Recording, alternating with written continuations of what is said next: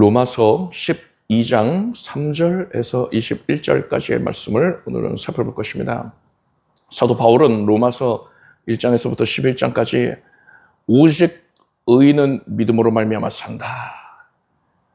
사람이 행위로 자기 공로로 구원받는 게 아니라 오직 예수 그리스도의 제사해 주신 은혜를 믿는 그 믿음만으로 구원을 얻는 것이다. 모든 것은 다 하나님의 공로다. 그것을 그저 받아들였을 뿐인데 그 은혜를 누릴 수 있게 되었다. 그래서 믿음을 강조했어요. 이어서 바울은 12장에서부터 이렇게 믿음으로 말미암아 구원 얻게 된 성도는 과연 어떻게 살아야 하는가? 성도가 어떻게 살아야 하는지 대략적으로는 이전에도 언급이 되었지만 12장에서는 대단히 구체적으로요. 실제적으로 그렇게 지침을 우리에게 주고 있습니다. 그런 내용들을 우리가 살펴볼 것인데 그 전체 내용을 한 문장으로 요약을 하자면요. 우리가 지난주에 살펴봤던 대로 1절, 2절에서 살펴봤던 대로 너희 몸을 하나님께 제물로 드려라 이겁니다. 그것이 거룩한 예배가 된다. 삶 전체가 예배가 되는 방법이다 했어요. 오늘은 이렇게 하나님께 우리 몸, 즉 나 자신을 제물로 드리기 위하여서 구체적으로 어떤 노력들이 세부적인 노력들이 필요한지를 말씀드리겠습니다. 3절에서 8절까지 함께 읽겠습니다. 내게 주신 은혜로 말미암아 너희 중 각 사람에게 말하노니 마땅히 생각할 그 이상의 생각을 품지 말고 오직 하나님께서 각 사람에게 나눠주신 믿음의 분량대로 지혜롭게 생각하라. 우리가 한 몸에 많은 지체를 가졌으나 모든 지체가 같은 직분을 가진 것이 아니니 이와 같이 우리 많은 사람이 그리스도 안에서 한 몸이 되어 서로 지체가 되었느니라. 우리에게 주신 은혜대로 받은 은사가 각각 다르니 혹 예언이면 믿음의 분수대로, 혹 섬기는 일이면 섬기는 일로, 혹 가르치는 자면 가르치는 일로, 혹 권위하는 자면 권위하는 일로, 구제하는 자는 성실함으로, 다스리는 자는 부지런함으로, 긍휼을 베푸는 자는 즐거움으로 할 것이니라. 나 자신을 하나님께 제물로 바치기 위해서는 내가 과연 어떤 존재인가를 제대로 알고 있어야 돼요. 나의 정체성을 성경적으로 하나님의 시각에 입각해서 제대로 알고 있어야 됩니다. 나의 가치는 어떻게 평가될 수 있어요? 세상 사람들이 나를 어떻게 평가하느냐가 중요하겠습니까? 나 자신이 나를 어떻게 평가하느냐, 그게 중요하겠습니까? 하나님께서 나를 어떻게 평가하느냐가 중요하잖아요. 그래서 우리는 하나님의 시선으로 내가 어떤 존재인가를 정의할 수 있어야 됩니다. 바로 먼저 3절을 보니까요. 마땅히 생각할 그 이상의 생각을 품지 말고 오직 하나님께서 각 사람에게 나누신 믿음의 분량대로 지혜롭게 생각해라 했어요. 이게 무슨 말이냐면 너희 중 각자가 자신을 생각하는 것 이상으로 생각하지 말아라 이겁니다. 이게 무슨 말이냐면요. 단순하게 겸손해라 이런 교훈하고자 하는 게 아닙니다. 자신의 정체성을 제대로 정의해라. 하나님께서 주신 그런 분량과 범위 내에서 제대로 정의를 해라 하는 거예요. 세상은 우리에게 우리의 가치에 대해서 더 높은 자리에 오르면 많은 사람들에게 알려지게 되면 그래서 많은 사람들이 나를 인정해 주게 되면은 나의 가치를 증명할 수 있어. 내 가치가 더 올라갈 거야. 많은 사람들이 우러러보게 돼. 하면서 세상의 여러 가지 조건들로 말미암아서 나의 가치를 평가하려고 합니다. 그래서 이게 공명심으로 나타나죠. 이런 생각은요. 교회 안에도 얼마든지 틈탈 수 있습니다. 대표적으로 예수님의 제자들도요. 예수께서 왕이 되시면은 누가 가장 높은 자리에 앉게 될까? 이런 생각에서 서로 다투기도 했단 말입니다. 사도들이 다퉜단 말이에요. 하물며 일반 성도들의 심령 가운데 그런 욕심이 틈타지 아니할 리가 만무한 것입니다. 그래서 세속적인 가치로, 세속적인 판단으로 성도의 가치를 가늠하려고 하는 그런 시도들이 있단 말이에요. 저 집사님은 저렇게 하나님께 많은 것을 받아서 은사가 풍성해서 빛이 번쩍번쩍 나는데, 은사라는 것은 이 재능만 얘기하는 게 아니라 모든 환경을 다 얘기하는 것이거든요. 하나님께 많은 것을 받았구나. 그런데 나는 뭐야? 나는 이렇게 볼품없다니 하고서는 낙담하거나 침륜에 빠지거나 하는 것. 이것이 바로 세속적인 그 가치 판단이 들어온 겁니다. 또 내가 저 성도님보다는 내가 낫구나. 내가 더 우월하구나. 이렇게 생각하는 것. 이것도 세속적인 판단을 하는 거예요. 그런데 성경은 이것과는 전혀 다른 가치 판단 체계를 제시하고 있습니다. 12장 5절을 보니까요. 이와 같이 우리 많은 사람이 그리스도 안에서 한 몸이 되어 서로 지체가 되었느니라 했습니다. 우리가 그리스도의 몸을 이루게 됐다는 거예요. 그리고 에베소서에서요, 바울이 이렇게 말합니다. 하나님께서 성도 각자에게, 개개인에게 은사를 주시는 이유에 대하여서, 그들에게 무언가를 소유케 하시는 그 이유에 대하여서, 이는 성도를 온전케 하며 봉사의 일을 맡게 하며 그리스도의 몸을 세우려 하심이라 했습니다. 우리가 각자 가지고 있는 환경들, 재능들, 여러 여건들, 이런 것은요, 하나님께서 왜 주신 겁니까? 그리스도의 몸을 이루어서 하나님께서 예비해 놓으신 선한 역사를 이루기 위함이라는 겁니다. 그리스도의 몸이 곧 교회입니다. 그래서 하나님께서 여러분 각자에게 은사를 맡기신 것은요, 그것으로 우열을 가려라? 그게 아니고요. 우열을 가릴 수도 없는 거예요. 여러분이 모두 교회의 일원이라는 것을 깨닫고서 그리스도의 일을 위해서, 교회에 맡겨진 일을 위하여서 힘써서 헌신하라. 그 은사를 가지고 그렇게 헌신하라. 이러한 의도에서 하나님께서 우리 각자에게 은사를 주신 것입니다. 그래서 우리 각자의 가치는요, 누구의 은사가 더 우월하고 누구는 가진 게 없으니까, 능력이 부족하니까 열등하고, 이게 아니고요. 우리 예수 믿는 자의 가치는, 가치에 매기는 기준은 어디에서 오느냐?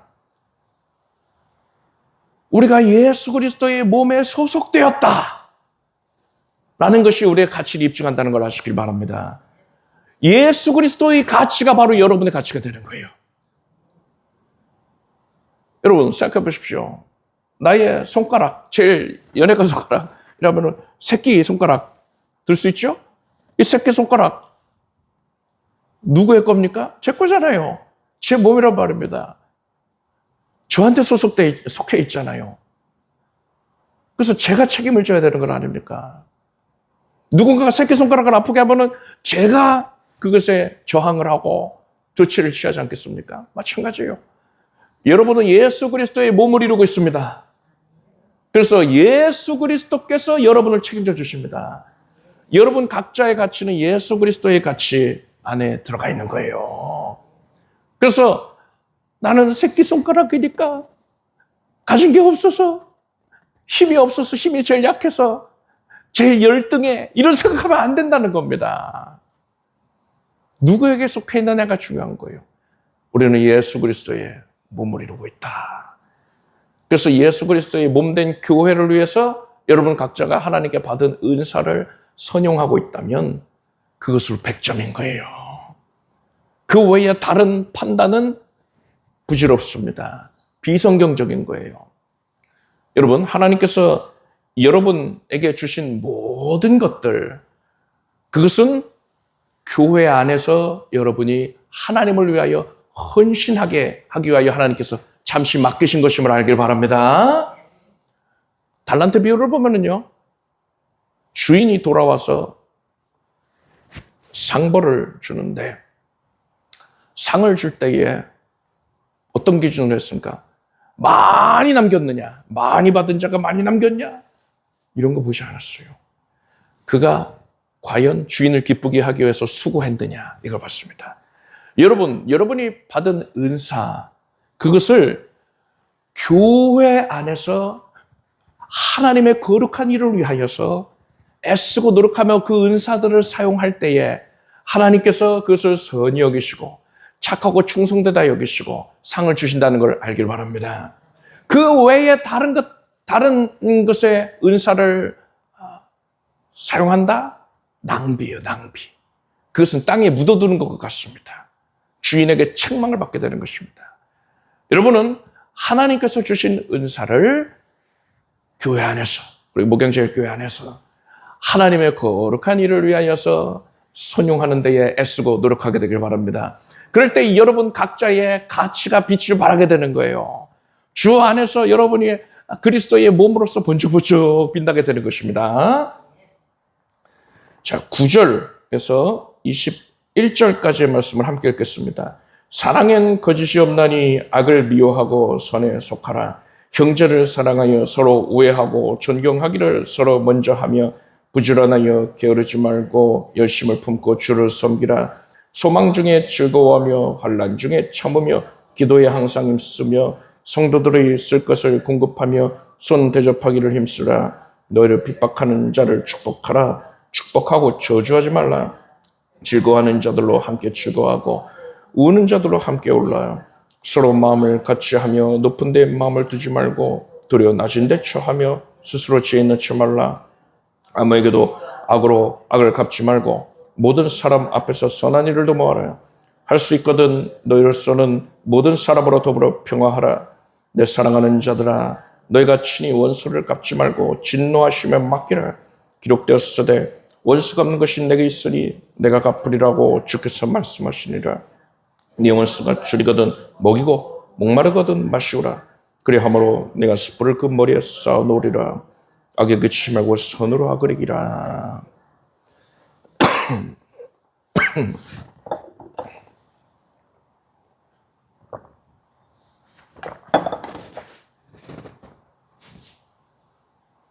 바울이 여러 가지 교훈을 증거했습니다.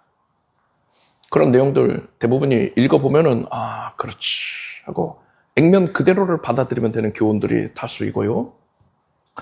우리가 특별히 강조해서 살펴볼 부분이 있습니다. 바울은 사랑을 강조했어요. 사랑엔 거짓이 없나니 라고 했습니다. 여기서 거짓에 해당하는 헬라어는 가면을 의미합니다. 즉 가면을 쓰고 연기하지 말아라.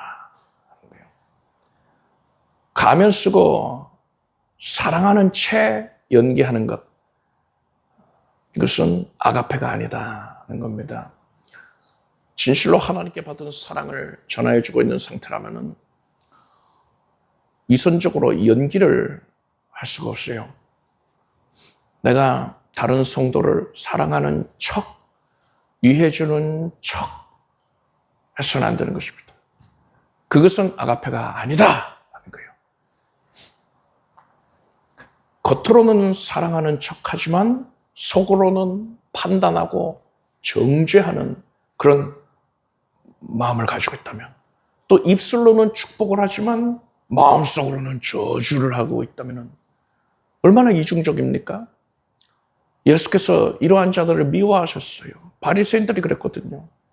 외식하는 자들이요 하면서 그들을 무섭게 꾸짖으시고 저주하셨습니다. 하나님께서 이렇게 외식적인 것을 싫어하시는 거예요. 아가페 아닌데 아가페인 척 하는 것을 너무나도 싫어하시는 겁니다. 너무나도 가증스럽게 여기시는 겁니다. 우리 하나님께서요. 우리는 참으로 진실된 마음으로, 순수한 마음으로 하나님께 받은 사랑을 나눌 수 있기를 바랍니다. 내가 거룩한 채 해야지. 그래서 다른 이들에게 신령하게 보여야지. 그래야지 남들이 내 말 잘 들을 테니까 하면서 거룩한 척, 사랑하는 척 하는 것 하나님께서 무섭게 꾸짖으신 것입니다. 자, 그렇다면 우리가 순수한 마음으로 사랑을 할진데 진정한 아가페를 하기 위해서 또 어떤 부분을 우리가 고려를 해야 하느냐. 바울은 이렇게 말했어요. 사랑엔 거짓이 없나니, 여기까지 우리가 살펴봤죠. 9절을 제가 읽고 있는 겁니다. 사랑엔 거짓이 없나니 악을 미워하고 선에 속하라 했습니다. 진정한 사랑, 아가페를 하기 위해서는요, 기초가, 근본이 제대로 되어 있어야 돼요.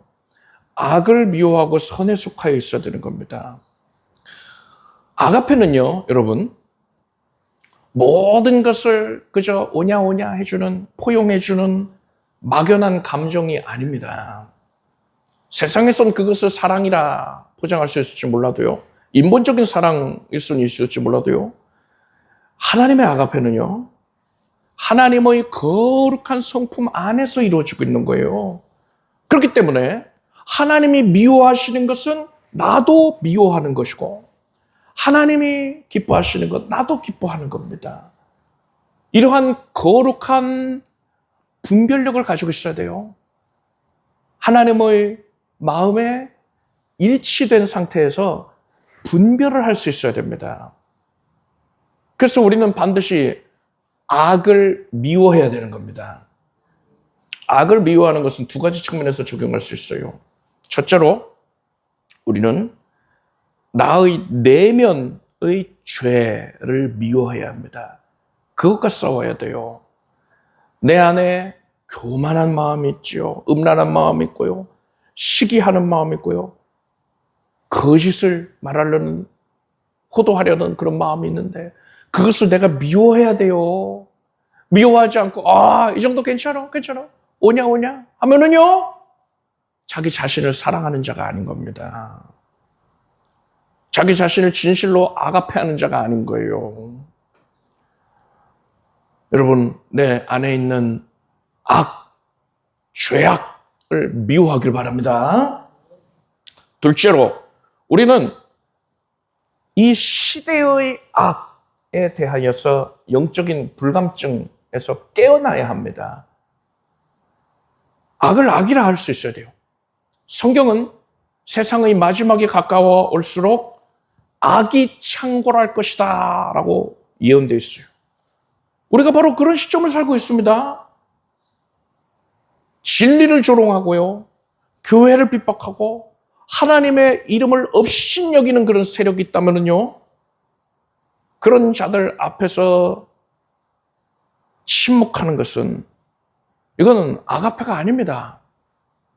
비겁한 거예요. 특히나 우리가 경계해야 될 것이 뭐가 있습니까? 내가 지지하는 정치인이다, 이 이유로 그 사람의 명백한 악을 눈감아 주는 거예요. 그럴 수도 있지, 별거 아니야, 뭐 이러이러이러한 죄들이 수두룩한데 별거 아니야, 그건 중요한 게 아니야, 눈감아 버리는 거예요. 이거는 마귀에게 눈이 가려져 있는 겁니다. 분별력을 상실한 채 있는 거예요. 이건 아가페가 아닙니다, 여러분. 여러분, 진정한 사랑은 영적인 분별력에서 기초해야 된다는 걸 아시길 바랍니다. 명백하게 하나님 앞에서 악을 행하는 자가 있다면요, 우리는 그 악을 명확하게 분별을 해서 그 악을 미워해야 되는 거예요. 악한 사람을 미워하라, 그게 아니고요, 그 악을 미워해야 되는 겁니다. 그리고 어떤 자가 악을 행하고 있다, 내가 그 악을 미워하면서 그 사람이 그 악에서 돌이킬 수 있도록 도와줘야 되는 것이죠. 이것이 아가페입니다. 여러분은 하나님의 성품에 합당하게 거룩한 분별을 가져서 그 위에서 하나님의 사랑을 전하게 되길 바랍니다. 악을 분별하고 그것을 미워해야 한다 했죠. 그렇다면 악을 미워하고 맞서 싸워야 한다는 것인데 우리는 어떤 방법으로 싸워야 합니까? 치고받고 합니까? 그런 게 아니죠. 영적으로 싸워야 되는 거예요. 바울은 12장 17절 보니까요. 아무에게도 악으로 악을 갚지 말고 모든 사람 앞에서 선한 일을 도모하라 했어요. 또 19절을 보니까요. 너희가 친히 원수를 갚지 말고 진노하심에 맡기라 했고요. 21절을 보니까 악에게 지지 말고 선으로 악을 이기라 했습니다. 여러분, 이 교훈이 어디서 나온 겁니까? 예수께서 마태복음 5장에서 악한 자를 대적지 말라. 누구든지 네 오른편 뺨을 찍어든 왼편도 돌려대라 하셨어요. 원수를 사랑하라. 이겁니다. 여기서 이제 혼란을 느낄 수가 있죠. 아니, 앞에서는 악을 미워해야 된다면서요. 악을 미워해야 되는데, 맞서 싸워야 된다 했는데, 그런 악을 행하고 있는 원수를 사랑하라니, 그 모순처럼 여겨질 수 있단 말입니다. 그런데 여러분, 이것은 모순이 아니라 하나님의 지혜입니다. 악을 미워하는 것과 그 악을 행한 악한 사람을 미워하는 것은 전혀 다른 문제예요. 우리는 죄를 미워해야 합니다. 그렇지만 죄인은 사랑해야 합니다.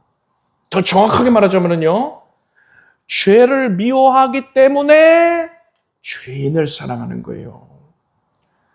죄가 그 사람을 파멸로 이끌고 있는 것을 보고 그를 그 죄에서 구원하고 싶어 하는 마음, 이게 누구의 마음입니까? 하나님 아버지의 마음이에요. 하나님께서 이것을 원하시기 때문에 나도 그 마음을 받들어서 그 마음과 동일한 마음을 품어야만 하는 것입니다. 세상에서는요, 눈에는 눈, 이에는 이, 이런 방식으로 보복하라고 합니다. 눈이 다치면 그 사람도 눈 다치게 하고, 이가 부러져 버리면 그 사람도 이를 부러뜨리고, 이렇게 하라는 거예요. 그렇지만 이러한 복수는 또 다른 복수를 낳습니다. 미움은 반드시 미움을 낳아요. 그래서 결국에는요, 모든 사람들이 악의 사슬에 올가매어지게 되는 겁니다. 그래서 하나님께서는요, 우리에게 이러한 세상의 상식을 뒤엎어버리는 영적인 싸움의 기술을 알려주고 계시는 거예요. 그것은 내가 직접 그 복수의 칼을 휘두르는 게 아니라 심판의 칼자루를 온전히 하나님의 손에 맡겨드리는 겁니다. 하나님께서는요, 오늘 본문에서 원수 갚는 것이 내게 있으니 내가 갚으리라 하셨습니다. 하나님께서 복수하신다는 거예요. 그렇기 때문에 만약에 내가 직접 원수에게, 그 악을 행한 자에게 내가 직접 복수를 하려고 한다면요, 이거는 내가 하나님의 자리에 앉는 거예요. 내가 심판자의 자리에 앉는 것입니다. 하나님 앞에서 큰 교만을 범하게 되는 것입니다. 그리고 이러면은요, 증오심에 사로잡혀서 결국엔 악의 노예가 될 수밖에 없어요. 내가 스스로 보복을 하면 그렇게 된단 말입니다. 그렇지만 우리가 하나님의 신실하심과 하나님의 공의로우심을 믿고서 모든 억울함과 분노의 감정을 기도의 제단 위에 올려놓으면요, 그렇게 기도를 통해서 하나님께 다 맡기면요, 우리는 비로소 그 깊은 그 상처의 수렁에서부터 건짐을 받게 되는 거예요. 해방을 받는 겁니다.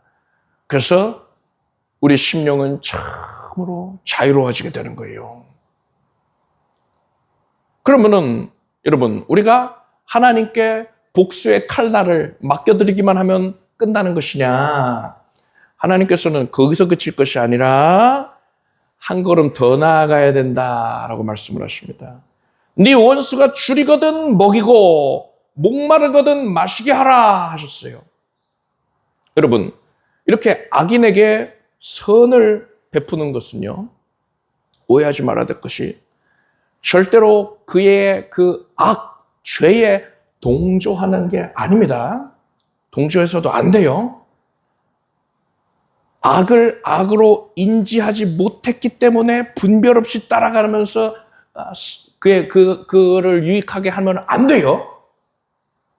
그것이 아니라 우리는 그의 악함을 분명하게 깨닫고 그의 죄악에 내가 오염되지 않도록 영적인 방어막을 철저하게 친 상태에서 의도적으로 하나님의 선하심, 하나님의 사랑을 그에게 흘려보내는 겁니다.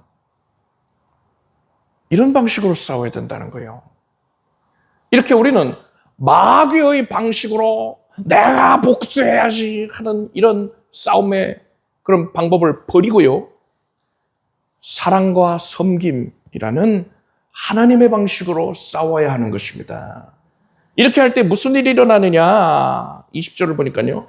그리함으로 네가 숯불을 그 머리에 쌓아놓으리라 하시오. 여기서 숯불은 우선 하나님의 심판의 불을 의미할 수 있고요. 그에 앞서서는 회개의 불을 뜻한다고 볼 수도 있습니다. 내가 악을 선으로 갚을 때에 그 양심의 부끄러움의 불이 타오르게 되는 거예요. 그래서 얼굴이 빨갛게 불타오르게 되는 겁니다. 그의 영혼이 그렇게 부끄러움을 느낀다는 것이죠. 그것이 그로 하여금 하나님의 사랑을 깨닫게 해서 하나님의 진리의 광채의 그 비침을 그가 깨닫게 해서 어둠 가운데 있던 그 영혼이 진리 가운데로 나와서 회개하는 대로 이끌 수 있다는 것입니다. 이것이 바로 악에게 지지 아니하고 선으로 악을 이기는 방법인 것입니다. 우리는 나 자신을 하나님께 제물로 바치기 위해서요, 오늘 살펴본 내용들을 지켜야 한다고 배웠습니다. 어떤 내용들을 우리가 살펴봤습니까? 나의 은사, 이것을 그리스도의 몸된 교회를 위해서 사용하는 것. 또 아가페, 사랑을 할 때 진짜 아가페는요, 거짓이 없어야 돼요. 순수하게 그를 축복하는 마음으로 사랑을 베푸는 것입니다. 여기에 더해서 하나님이 인정하시는 진짜 아가페가 뭡니까? 분별력을 가지고 있어야 된다니까요. 악한 것을 미워하는 그런 거룩한 분별을 가지고 그 위에서 사랑을 베풀어야 합니다. 그리고 심지어 원수에게까지 선을 베푸는, 이렇게 선으로 악을 이기는 삶을 살아야 한다고 배웠습니다. 이러할 때에 우리의 몸을 하나님께 제물로 바치는 삶이 된다. 우리의 삶 전체가 거룩한 예배가 된다는 거예요. 그런데 지금 살펴본 이 내용들 여러분 쉽게 지킬 수 있겠습니까? 너무나 어려운 일이잖아요. 지금 말한 이 내용들은요, 우리의 본성을 거스르는 것들입니다. 그렇기 때문에 내가 아무리 결단을 하고 이렇게 살겠다 마음 먹는다 하더라도요, 장담하는데 절대 못 이뤄냅니다. 그럼 어떻게 됩니까? 오늘 본문의 11절에서 13절까지를 대표적으로 이 구절을 들 수가 있는데, 제가 이 구절 읽어드릴게요. 부지런하여 게으르지 말고 열심을 품고 주를 섬기라. 소망 중에 즐거워하며 환난 중에 참으며 기도에 항상 힘쓰며 성도들의 쓸 것을 공급하며 손대접하기를 힘쓰라 했어요. 바울이 지금 12장에서요, 성도가 지켜야 할, 그 실천해야 할 것들의 목록을 줄줄줄줄줄줄 나열하고 있지 않습니까? 그게 12장 전체 내용이 그래요. 그런데 그 한복판에 그 중심에 그러한 모든 권면의 내용에 정중앙에 뭐가 위치했습니까? 바로 기도에 항상 힘쓰라 했어요. 어쩌다 보니까 거기에 들어간 교훈 아니냐 하신 게 아니고요. 의도적으로 바울이 성도가 실천해야 할 그런 내용들의 한가운데에 이 내용을 가장 중요한 핵심을 배치한 겁니다. 기도가 없이는 할 수가 없거든요. 예수께서 기도가 아니면 이런 유가 나가지 않느니라 하셨어요. 기도밖에 없어요, 방법이. 기도를 하지 않고는 하나님의 능력을 힘입을 수가 없습니다. 여기서 힘쓰라는 이 말은 단순히 기도 열심히 해라 이 뜻이 아닙니다. 끈질기게 매달리고 포기하지 말고 계속하라는 거예요.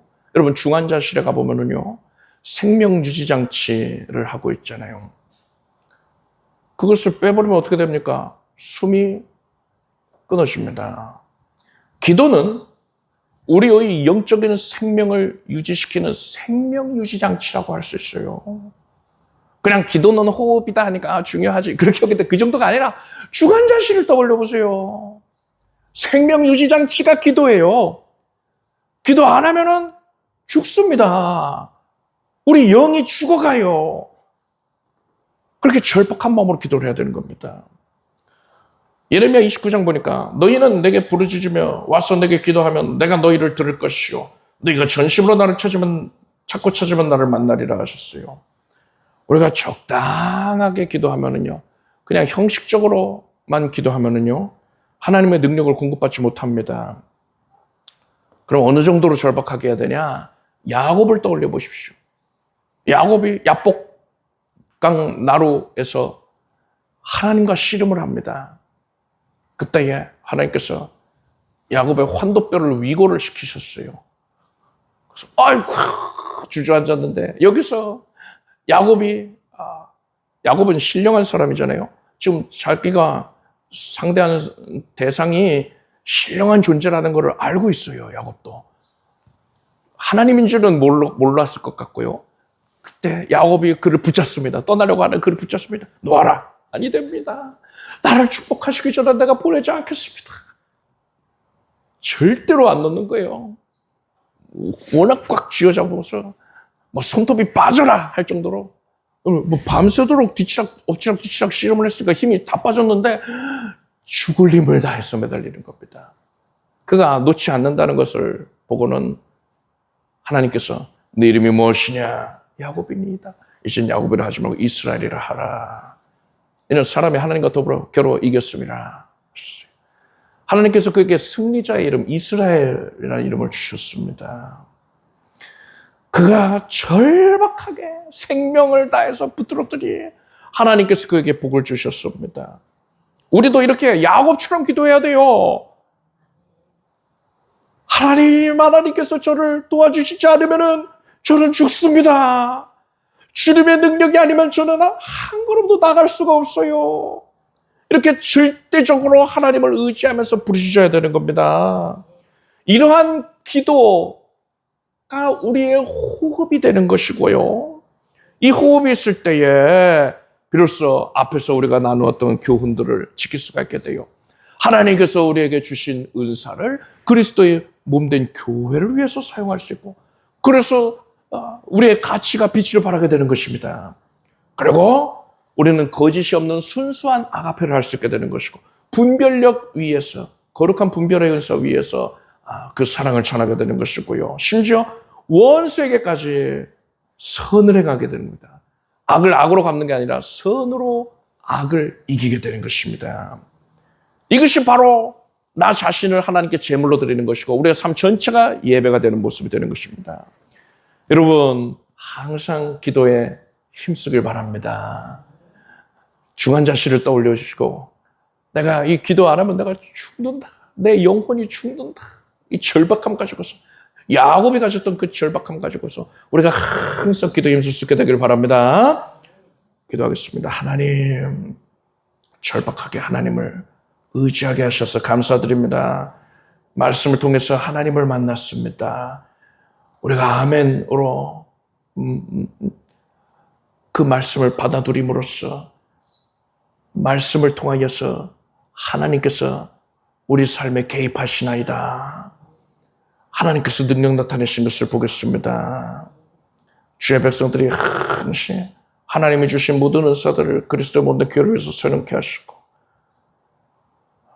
또한 진실된 사랑으로 거짓 없는 사랑으로 악을 미워하는 사랑으로 섬기게 하여 주시고 선으로 악을 이기게 하소서.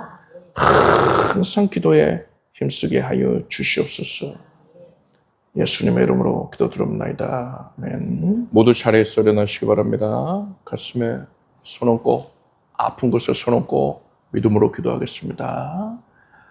하나님, 모든 연약함으로 인하여서 주님께 더 가까이 나아가게 되었으니 그 연약이 곧 복이 되었음을 믿습니다.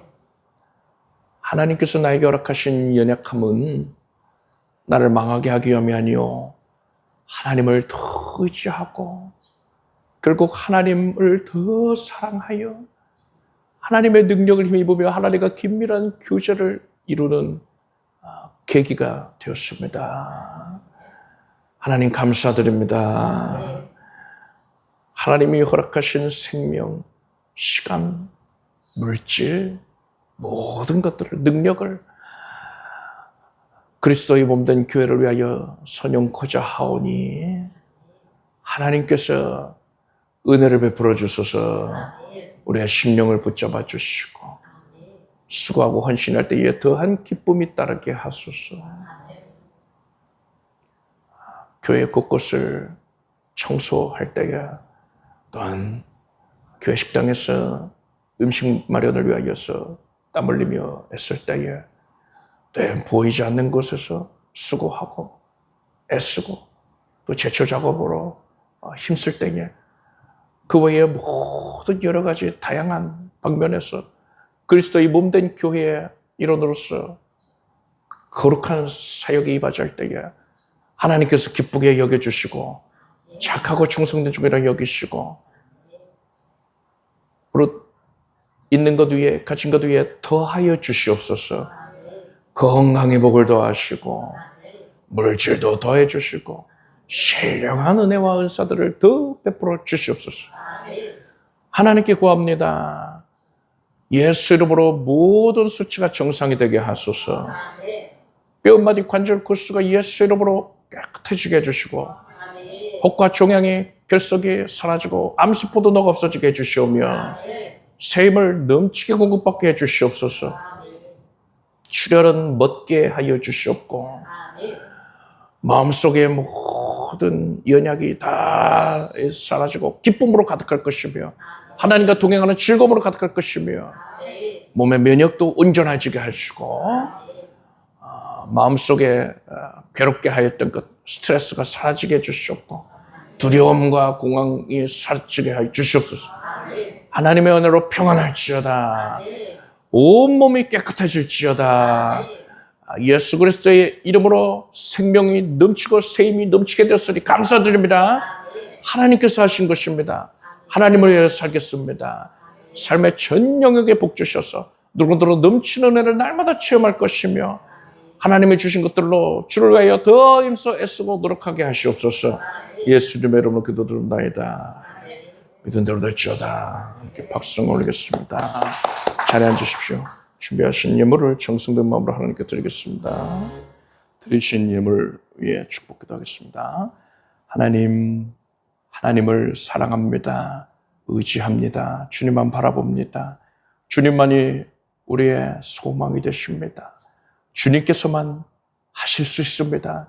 우리 삶 가운데 개입하셔서 능력으로 모든 일들이 선하게 변모시켜 주시나이다. 간절한 기도의 제목을 응답하여 주시니 감사드립니다.